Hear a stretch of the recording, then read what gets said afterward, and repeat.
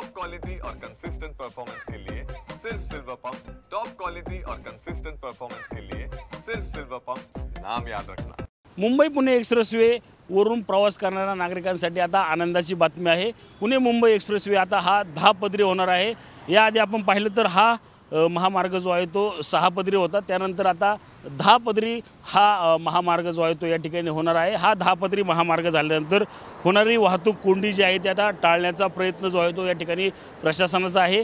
आपण पाहिलं तर वीकेंड असला किंवा सणवार असले तर या मार्गावर जो आहे तो मोठी वाहतूक कोंडी होत असते।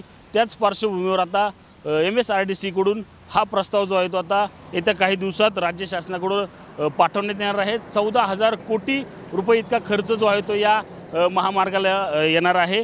आपण पाहिलं तर बोरघाट असेल किंवा टोल नाक्याच्या भागामध्ये जे आहे तर मोठ्या प्रमाणात या महामार्गावर मोठी वाहतूक कोंडी होत असते, त्यामुळे मोठी वेळ जी आहे ती लोकांची या ठिकाणी जात असते। त्याच पार्श्वभूमीवर आता MSRDC कडून हा निर्णय जो आहे तो या ठिकाणी घेण्यात आलेला आपल्याला एकूणच पाहायला मिळतं। आपण बघतो की हा 6 पदरी रोड देखील आता लहान पडू लागला आहे। मोठ्या प्रमाणात जे आहे आता वाहतूक कोंडी या यशवंतराव चव्हाण द्रुतगती महामार्गावर जे आहे आता होत असते।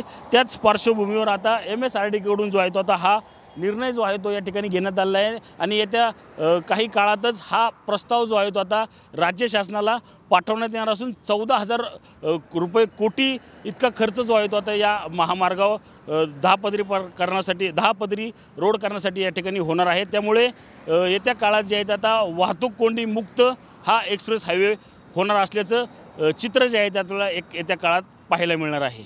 रणजित जाधव, TV9 मराठी, मावळ, पुणे।